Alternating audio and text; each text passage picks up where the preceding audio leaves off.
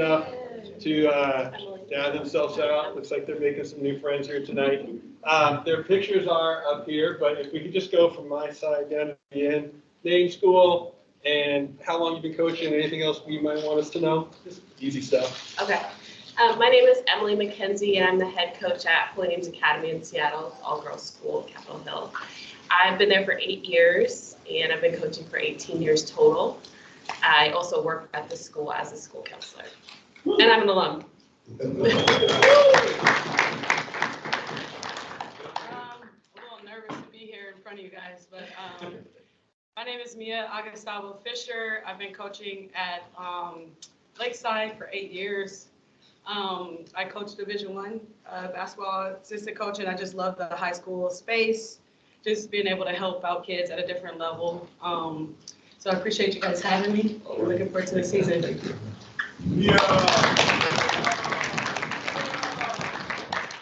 Rashad Powell. I'm at Renton High School. I've been an assistant. I started as an assistant coach there in 2004, 2005. I've been there ever since. I took over as a head coach in 2018-19. Currently the assistant principal and athletic director as well. Love the game. And I've seen a number of you, and just in advance, and I'm not saying this to schmooze, we appreciate you guys and the things you do. And I've been trying to impart this upon folks, because without you guys, we couldn't play the games. So appreciate you guys in advance. I might not say it later.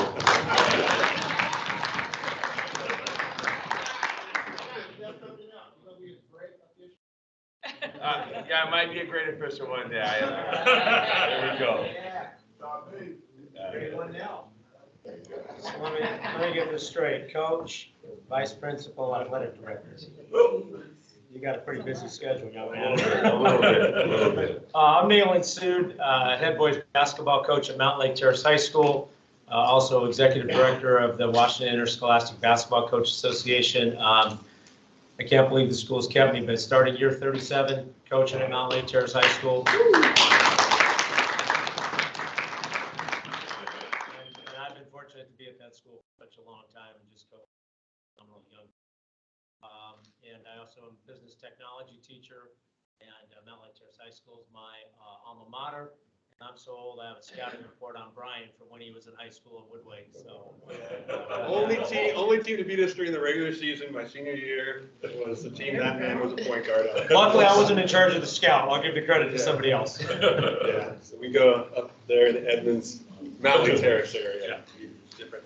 So we gave these coaches about 5 or so questions in advance just to get a read on kind of where they're at, start a dialogue about what's coming up this season, changes, interactions, and things like that.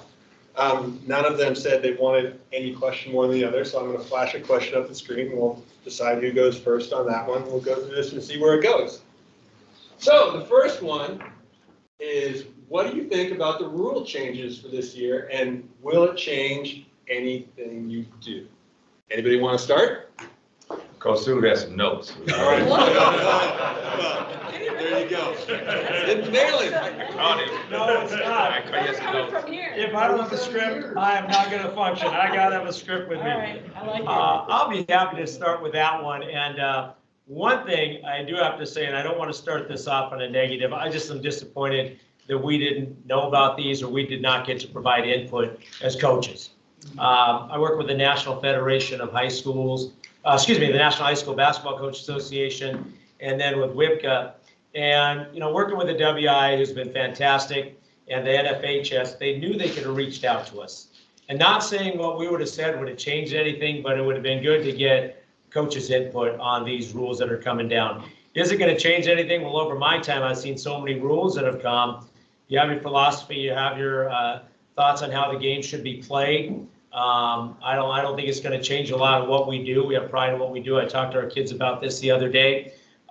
With the eliminating the one-on-one, I'm disappointed. We pride ourselves in making free throws. We pride ourselves being good at shooting free throws. And there hasn't been too many times, and that's with a lot of you in our gymnasium or on the road, where I've thought, I got to get this guy out because it's a one-on-one and he might foul.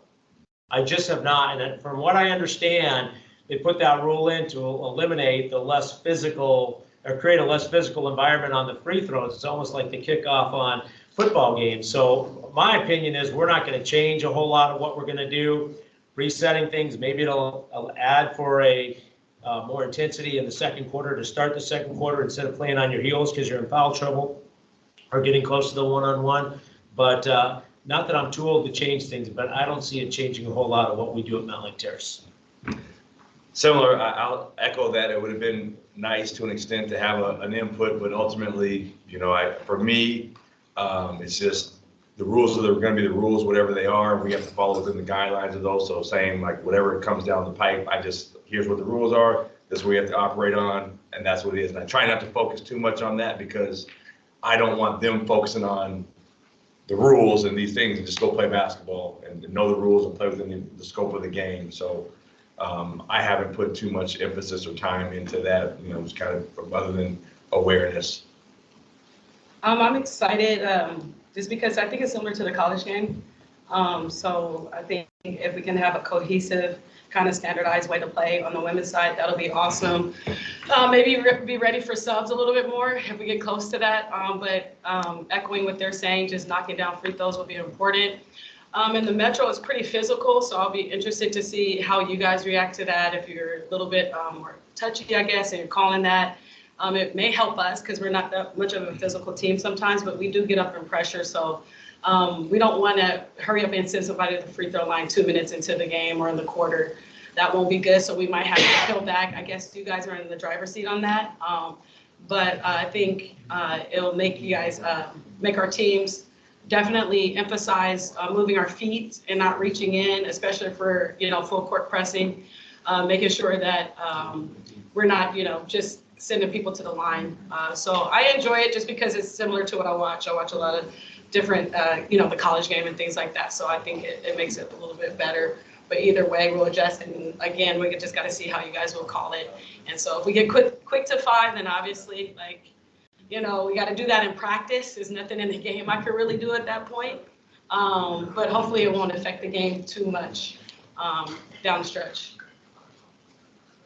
Yeah, similar sentiment. I think for the girls' game, I'm excited that it kind of matches what it's going to look like at the collegiate level. I think that's healthy for the kids that want to go on and play more. We've thought a lot about how we are going to work within this. The kids are in the gym a little bit more, shooting free throws on their own and trying to get to the basket and draw fouls and stuff like that. And we're also working on our defense as well to make sure that we can limit those outcomes. I talked to one coach who said it might make him more aggressive at the end of the quarters. If you had 3 not knowing, it might carry over. So that's kind of what sparked this question. It was a summer conversation with the coach. And you guys are kind of just going to come out and play the game. All right. Yeah. Talk to us in January. Yeah. You might have some I'll different see you at the thoughts. Christmas then. tournament. We'll have a little dialogue about this. All right. Emily, I'm going to go to you first on this one. Thoughts? Oh, we can put this one as new. Thoughts on the bench decorum point of emphasis this year, right? Point POE is for a few years. You had a lot of touch and stuff. Now it's bench decorum has moved up there. Do we have any thoughts on that? I would love to see this enforced in my league. And it has been one of the more difficult parts about coaching is everything on the auxiliary. Like the basketball part is what we've signed up for. This is what we want to do. You want to officiate, and all kind of the extra has really gotten to a point that it's not enjoyable. And I don't think it is for you. I don't think it is for the players. It definitely is not for me. And I think that it's difficult I think this will be a difficult task. I've had officials tell me, that she was just celebrating, or they, when a player like steps over my player on the ground, claps down at her, claps in her face, all that kind of stuff. And I think that, not to talk too long, but I think that a lot of it is because of really a lack of accountability across the board from WIA down, especially in the Metro League. Like you're being asked to hold people accountable for the very first time. And I'm coming into these games already a little irritated that the opposing team has 3 senior transfers with the same address, or that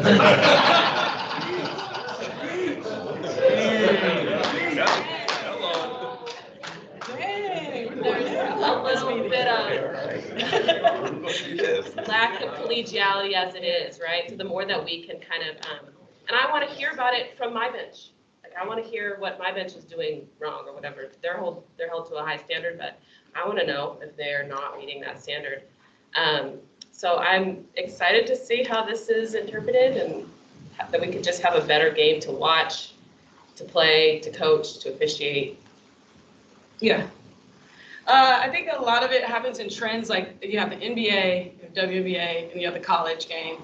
And so we kind of follow suits. So if they see older kids or professionals handle themselves in a certain way, they kind of mock that.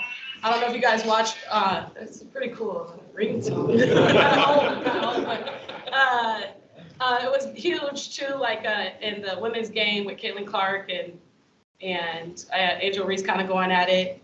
And so I thought it was kind of good attention that, women's basketball was actually, people were talking about it, but at the same time, we want to make sure, we're at the high school level and we have that integrity and we hold our bench and everybody accountable. A little bit for me too is, at Lakeside, I think we were perceived a certain way and that's totally fine. I think everybody has their own stereotypes for each program. And for me, I try to get hyped a little bit for our kids just because it is a dogfight out there, but at the same time, I understand that we have to do things in a certain way. And so I think anything that, as far as you guys and the refs, if there's a conversation, I'm open to it. If you're like, hey, we don't like this or that, I think I love that. I love having that conversation and kind of going back and forth about it. But I think, anytime someone just starts calling something and you're just like, oh my gosh, like you're calling it a certain way, it makes it a little bit more difficult. But I'm always open to interaction and kind of talking about it. So hopefully, as we enforce or emphasize different rules, if you're like, hey, like in the handshake line, sometimes you guys give us a heads up and I appreciate that. Hey, we're really looking for this. We're really looking at Mia if you're in your box. So I'm like, okay, at least you told me at this point, it's on me. If I decide, to kind of proceed with, your emphasis and kind of follow along. But I love the conversation pieces. I love that, but I understand you guys have a job to do at a certain point. Warnings are really good. I respect that a lot. But after that, there's sometimes in the game that I'll stop, but you don't get any warning. It's just like, oh, okay, technical or something like that. You're just okay, kind of adjusting at that point. But anytime someone communicates, I'm always open to that. And it's perceived pretty well all amongst our program. I have a much more narrow lens, obviously, than all of you. And so in games I've, for the most part, been a part of in our league, it hasn't been an issue. The referees, the officials, I thought have handled it really well in terms of if they felt like something was, not appropriate or somebody's getting a little too spicy, they will go check it. And then from there, it was usually handled pretty appropriately. So I'd be curious to know, outside of my narrow scope, kind of what has been seen or the reason for, I guess, the rule emphasis. Why has this become a point of emphasis? Obviously, I'm assuming it's because there's been a larger issue. And the same kind of thing I was just talking to Coach Sue, going back to the last question of why the rule was changed for the free throw, not to go backwards, but was that like based on the data type thing or whatnot? So, but I mean, if it's going to make the game better, it's going to make the game better. And I think kind of on the short lens, it's, as you mentioned, the kids watch the adults or the older people, right? So if they see coaches or whomever barking or animated or whatever, they're usually going to follow suit and do the same thing to the officials. And that makes the game more difficult and unenjoyable for you guys, the officials. So I'm assuming that's what it is, but I have no qualms on my end. I mean, it's going to make the game better. It is what it is. And I'll echo Coach Powell here. There's got to be a reason behind it. This just didn't come out of the sky. This doesn't, well, let's do this just for the sake of it. There's a reason and there's a rationale behind this being a point of emphasis.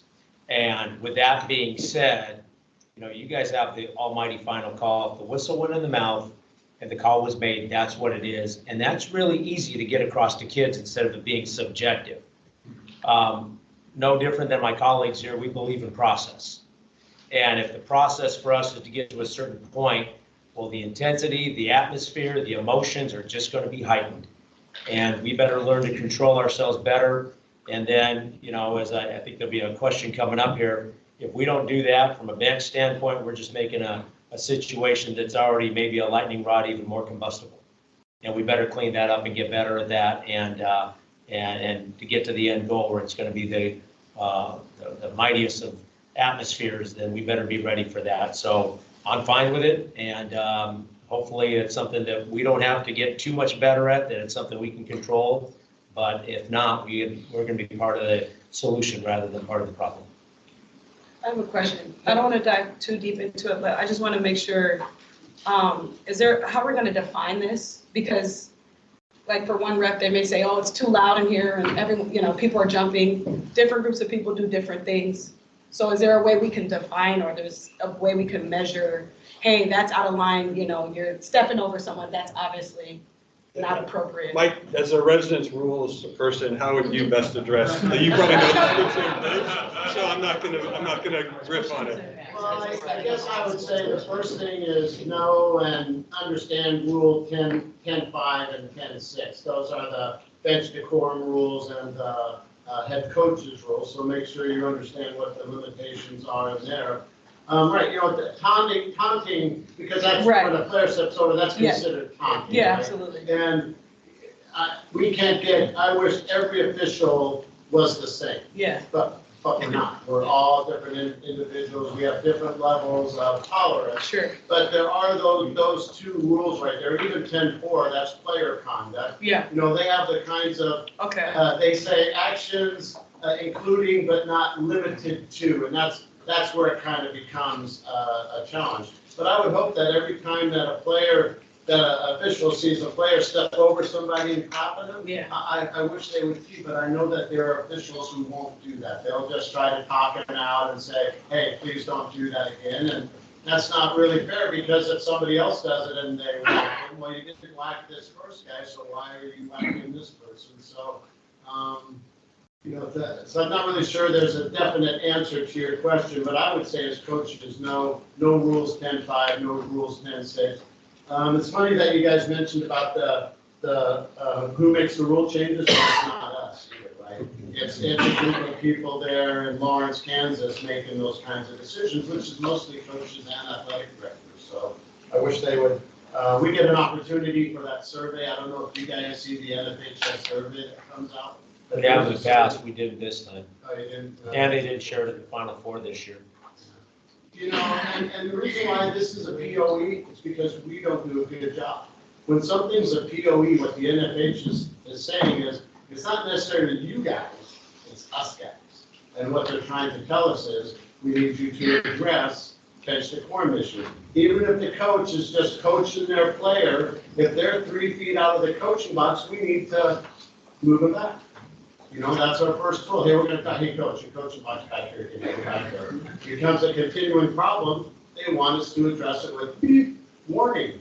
Really, you need to stay in your box, right? So, and if it continues, beep, now we've got a technical foul, and now you're going to be, you can't stand your coach anymore. So, the POEs really come about not because of you guys, but because of us. Does that make sense? We've always felt most of the problems come from you guys. This is really conversation. All right. I don't remember what the next one is. Me or Rashad, who wants to go first? I'm not gonna tell you. I'm not gonna, you gotta go. Oh, wow. You got it? All right. You've seen it. It's one you've seen. You got it. All right, you ready? you're ready. What kind of interaction and conversation do you expect to be able to have with an official during the Man, game? this is a good one. So, I'm a talker, you can tell or not. I just want to be able to communicate at the appropriate time, maybe at a free throw time or something like that, dead ball. But I would love the conversation piece so that I can go back and interpret that to my players. It's extremely difficult for me sometimes when there's a call made and automatically people are just like, our refs are just like, no, I can't talk to you. So that's hard. It's kind of like putting me at my place. I feel like, hey, we're here and you're down here. And so I understand if it's like hostile and I'm yelling at you, then obviously I wouldn't want to talk to myself either at that point, you know, but if it's, you know, kind of calm and you're just really trying to understand at the appropriate time, I would really appreciate that. I think that goes a long way. So that's what I expect. I understand there's different dynamics that go on. Some people, refs get along better with other coaches. There's a rapport that happens, over time. That's a big reason why I'm here, is try to understand more and get better and have a growth mindset. That's why I'm here. Maybe you're buddies with some coaches, go golfing with some of those guys. And so if I ask, hey, like, what was that call about? And then I see you talking to Coach here, and I'm like, what is going on? So I want the game to be exactly about the game. I mean, just like you guys, we put a lot of time in it.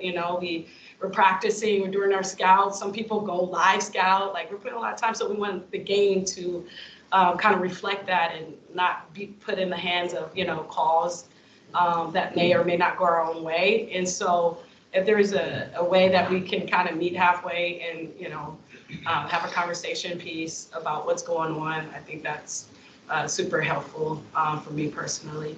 But I understand you can't do that all the time. But that's what I expect, hopefully. I really like that clarity as well. I think girls basketball participation is at a low in terms of numbers and just girls willing to play basketball right now. And so a lot more teaching is happening. I have a lot more kids with a lot less experience playing at a higher level than before. And so if I'm asking for clarity on something, I'm using that as a tool to really give clarity to my players, because really just more and more we're seeing a lot less kids. I have a lot of kids that turn out for basketball, but not a lot of basketball players. And so asking questions throughout, especially when there is a rule change, is helpful to me. I expect to be able to have that type of dialogue to get as much clarity as you're able to give in that 30 seconds and that at the free throw line or out of bounds or whatever. For me, maybe I've been lucky. I haven't had an issue with it. I've always been able to engage in pretty respectful conversation. And when the official maybe felt like I needed to be quiet or it wasn't time to talk, they always respectfully were able to tell me that. And so I've never had any, we might not agree on the conversation, but never had any issue in terms of that context. So same thing, just being able to have, if there's a question, have a respectful conversation, dialogue about it. I also understand that just like any human nature, if I come at you crazy or talking crazy to you, you're not going to want to engage in that conversation.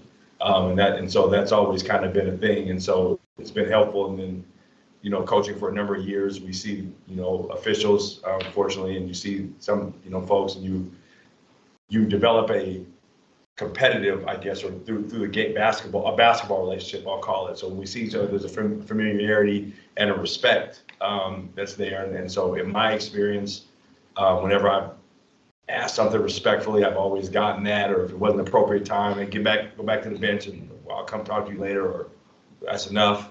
All right, it is what it is. But it's never been disrespect. So just being able to have that respectful conversation. But I think a large part of that is understanding coach's approach, being respectful to an appropriate time. So, I guess I'm dating myself a little bit as a guy that started when Al Birch was refereeing my games. And I will say, Mr. out of respect, Mr. Joe Thompson, I miss him, and Mr. Woody Woodruff when I started. And they came in the gym and, right from the get-go, they were going to establish who they were and how the game was going to go. I've been a JV coach for a while and had some moderate success, and I thought to myself, I'm also going to establish how this is going to go. That didn't work out so well with those guys. I get it. You guys are probably making a lot less money than Greg Nixon's making doing the West Coast Conference games. And the last thing you're going to walk in the gym is you're going to want the histrionics and the theatrics and just the animation that coaches sometimes do. I don't think this is about interaction. I think this might be about proximity. I think sometimes if the official can just come over and just say, Coach, here's what I saw. It doesn't work that way all the time. The flow of the game, it's up and down, the game's getting faster. But sometimes that can go a long ways. And then also, here's exactly what I saw. And what are we going to say? No, you didn't see that? So I think that's helped. And I think I've probably hopefully got a little bit of wisdom from experience. But those gentlemen established right away, you're not going to show me up. And I'll give you the time you need, and we can have this in a diplomatic, respectful manner. And at the end of the day, I think that's worked well for me as a coach, being better, and then also modeling the right thing for the two most important things, the student athlete and the parents that are sitting in the stands. All right, Rashad, start this one. Kind of a similar, but maybe dovetails. You might not have a lot of new thoughts on this, but how do you handle a situation when you disagree with a call or a no call? Depends on who makes the call. No, I mean, I try, in all seriousness, I think it depends on the point in time of the game, the score of the game, all those kind of things. Like, I mean, we're up by a lot and we don't get a call. You get back. It's a nip-tuck game. I'm gonna feel a different type of way about it. I'm not gonna lie and say I don't react, but I try not to react. I try to understand and know where the boundary of reaction is to that. And understand I don't want to do anything to further impact whatever the call didn't get made or whatever the case is. Because I'm yelling at you, that you're not going to probably stop and change the call and do something different. I come to understand that a long time ago. So I just try to maybe say my few words and then the game goes, because the game keeps going. Like, there's a call that gets missed, I can't stop and fixate on this call that got missed because the game's still going, the possession's still going. And so if there's a dead ball and I really have that big of a question about it, I'll maybe ask for some clarity on it. But I do my best to try not to overreact. I'm not gonna say I don't react, but try not to overreact to those things and fixate and hang on those things. Yeah, why don't you go second on this one? Well, I think, I'll go back to doing this for a while, that, we lost the semifinal state championship game against Bethel, and a person from the Westville Conference actually made the call, and I questioned it and thought about it, and, you harbor some thoughts on it for a while. Well, what is it? It's November 18th. It hasn't changed much of how I live my life right now, whether that was the missed call or the right call. And I'm going to give another scenario. Let's just say this official's name was Brian, for example. Brian and I were just talking about it, and he did our holiday tournament a couple years ago. I'm going to share that example where, I knew he blew the call. I knew he made the wrong call. Very clear. I was very clear about it. I was direct with him. I can't say I looked him in the face, but I looked up at him and I said, "You blew that call." And it was a holiday tournament. And as a coach, like all of us, I went home and watched it on tape that night. And like 9 times out of 10 with my wife, I was wrong, because he made the right call on that. And I got to see him the next day, and he knew if I went and watched it. You keep those situations in mind. You keep those situations. You got to think about it. Did you know for sure? And you go back and watch the tape. And, if it's too egregious, then you might address it later on. Maybe have a chat with John about it, because I know for the next 3.5 months I can be better, and I'm sure most of you in here know the next 3.5 months you guys can be better. And I appreciate those officials that also ask, and I have the tape so that I can be better. And if you have situations like that, then I gotta go back to those stakeholders of the student athletes. You're just gonna be better if we're all better when it's all said and done. When I disagree, it's not always the best. I wish I could have it together like everyone here. I think one of the things is, it's pretty intense, obviously, and probably for a second or two, you're kind of like, oh man, kind of loud. But the main thing is, getting better and being a good leader, being honest with our team. I talk to our team a lot. I'm like, hey, I probably didn't establish the best rapport with that ref in the beginning, and learning from it, like, just be honest, like, it gets really emotional sometimes. And so, again, when the refs kind of talk to me, that helps. But our student athletes never talk to refs. I'm very proud of them. In some ways, they're better than me. And so, I respect that a lot. But that's a point where I'm trying to grow at and get better at. And, for the most part, one thing we say in our program is like kind of like what's next. And so we have that model where it's like, all right, bad call. And honestly, end of the day, it's on us. We teach accountability So we feel like there's nothing you guys can do to really make or break our game. We feel like we have control over it. So we try to always point back to that. And so I think there are parts, honestly, I definitely could get better at. I think our student athletes do a great job at it, to tell you the truth. And, you know, that's all I can do is grow from there. But you guys have been pretty patient for the most part. You come over and talk to me and things like that. But I think anything inappropriate where you're yelling, and anytime it's personal, like, that was not good. You know, what are you thinking? That's like never what we're doing. It's more like a reaction, like, oh, you know, something like that. Then I notice the refs are looking at me, so I'm like, oh shoot, like that's not good. So I think that's a deal breaker though, when it's personal or I cross the line and I'm saying something to you, vice versa. I've had people say things to me. A ref told me, he was like, because I was on the sideline, he's like, if I run into you, I'm suing you. And I'm like, what? So like, oh my God. So it's kind of funny, but at the same time, like, I can't afford that right now. So let me back up. So anytime it's personal, it's like all about the game to me. It's all about the game. And that's a boundary, whether you agree or disagree. I will say I haven't done anything like that where it's like, that's so stupid, or what are you thinking? Nothing like that. It's more of a reaction. And honestly, that's something I can grow at. I think I handle it well, but I disagree. My school, my athletic program has some internal rules about my conduct, and I've never got a technical. There's a whole chain of events that happens if I were to, as an employee of my school. And so I feel like I'm really also trying to set the tone for my athletes. If I'm upset, then they think something's wrong. If I'm okay, then they're okay too. So I think a lot of the time I'm asking for some clarity on a call that I don't like, but also getting over it. I've been doing this a really long time. I've played a really long time. It really has not come down to a call, right? And so it's more about, like what Mia was saying, let's get over it and get to the next thing, because it'll be, the next thing. Yeah. Well, this is the last question. I mean, look at the clock. I told you guys 30 minutes. You've been generous, so, I There's not appreciate it. overtime pay for this app. We'll give the same garbage card and everything, so. But no, I do want to be respectful of your time. You gotta go back to your team. But, you guys, and what Nayla and I talked about at the start, right? We're gonna talk about this one in the interest of time.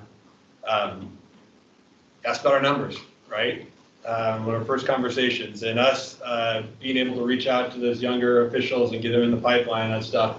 So you guys are with these kids every day, you have your classes. So I'm just wondering if any of you have any thoughts on what you would think we should be doing to recruit younger officials into the mix. I think just continuing to have your marketing efforts and campaigns, and specifically those people that sit in the stands and yell at you guys, offer those people jobs, because they obviously have all the answers, right? But we just continue to disseminate that information through, because I know our athletic director, or district athletic director, sent it to us as coaches to send out to kids to get them started at the younger points. And so it's a great way to get involved, and us as coaches, we have that direct access to for the kids and whatnot. So just continue to make it a viable way of things. But I think in I said it jokingly, but the other part is, I don't know what the wage is. I'm not asking to know what the wage is, but I'm sure it's not enough to come out there and get yelled at and get called names and whatever the things are. My point where I'm going with that is, it's on kind of the athletic programs and schools, in which I know through the KingCo League, at least, I can speak to that, is a bigger point of emphasis to make sure that gym conduct is not, things are managed from the beginning, and they're not tolerated and they're not accepted. So just because you pay your $7 doesn't give you the right to come in here and yell at people. Come watch the game, support. If you can't do that, then you can't be there. So I think kind of to help your recruiting efforts, it's going to be people, because again, the people that you're trying to get are the same people that are sitting there watching this, and they're like, oh my God, they're yelling at these poor people for whatever. Who wants to, it takes a special, unique person to want to sign up to do that. And so I think, continuing to collaborate with you guys officials, just collaborating with leagues to make sure that that's a point of emphasis. Spectator conduct is a thing, because I think if those things are going down where people aren't berating or, yelling at officials, that maybe will change the thing, change the. Anyone else? One thing, I talked to Mike Colbreeze about this. Mike used to be the executive director of the WIA, and I said, you can solve the problem, just pay officials more. Well, that's, looking at it through rose-colored glasses, and I don't, obviously the pot of money is not there to do that. I haven't heard, I went to Missoula a couple years ago to watch Montana play Eastern, and Mark Cook was doing the game. I doubt Mark Cook after the game said, geez, did you hear what I had to listen to for an hour and a half for, what, $1,500, whatever they get? It's different at that level. We have a really good sample at Mountain Lake Terrace High School of how I think this idea could generate some more thoughts and some steam on getting this going. But we have done a program, or Todd Weber, a lot of you know Todd, is working with younger apprentice officials that are Mountain Lake Terrace High School students. And they're actually some of the kids that play in our basketball program. And before our season gets going, they're actually going and doing the middle school games. They're doing the middle school games where they play. They're doing some middle school games for the guys that were their coaches. And they're getting indoctrinated to this without the berating, the harassment, the language that sometimes you guys all have to put up with. So they're starting it off on a positive note, and they're liking it. We have a similar to Midnight Madness on Tuesday, and two of the officials that will be doing it are current Mountain Lake Terrace High School students. And they'll be officiating the games of guys they go to class with. And I'll tell those guys, you're going to treat them just like they're going to treat the officials during the season. There's no joking around, there's no screwing around. And Chandler and Matthew will be treated the same way.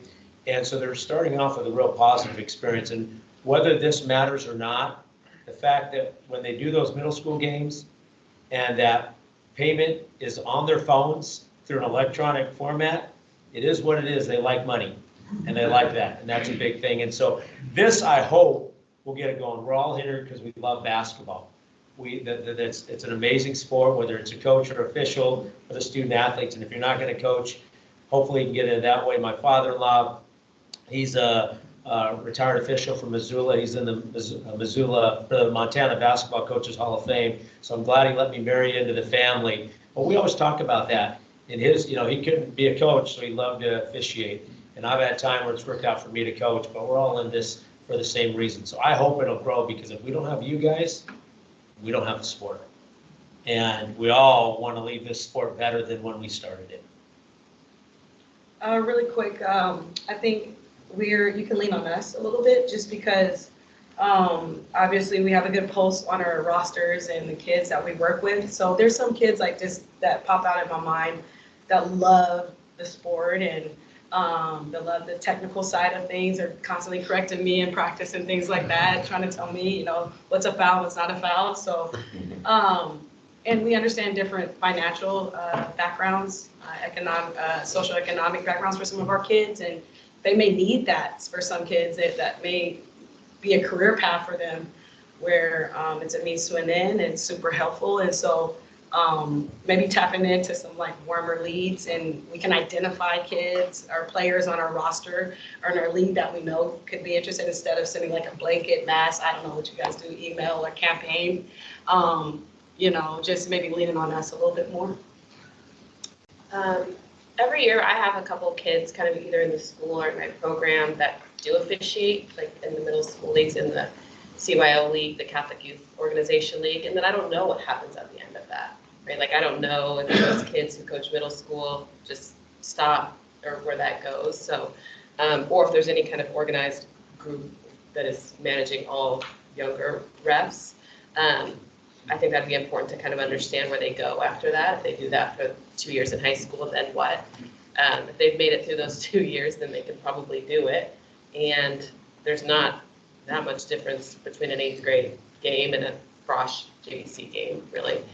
And then I think, what Mia is saying, I work at just an all-girls school, and they don't, girls may not see themselves as officials, obviously.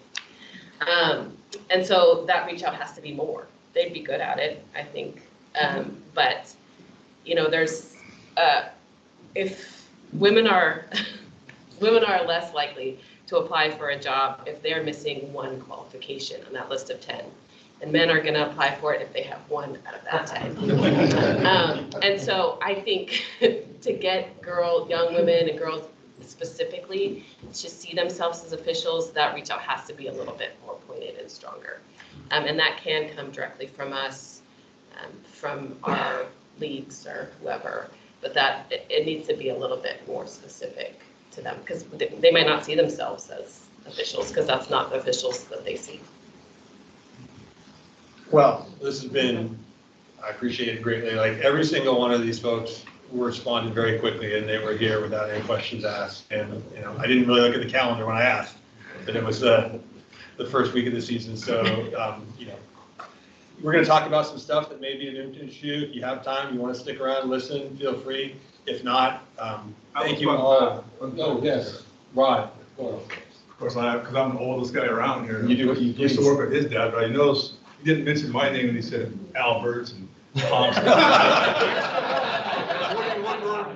So when I go into his gym now, the first thing he does is goes to his athletic training and says, make sure you know what an AED is. And you guys don't understand what this man's doing as a head coach. You just don't realize he's a head coach. I've been in education 50 years. He's an athletic director? Are you kidding me? You know what work athletic director? They gotta vet all their coaches. They gotta make sure they take all their tests. Oh man, how do you do it? And he's the assistant vice principal, and so he has to deal with discipline? How are you doing that? Not probably. One fun fact here is that Oh, her I've- wonderful player, Broom, I used to play ball against the grandpa.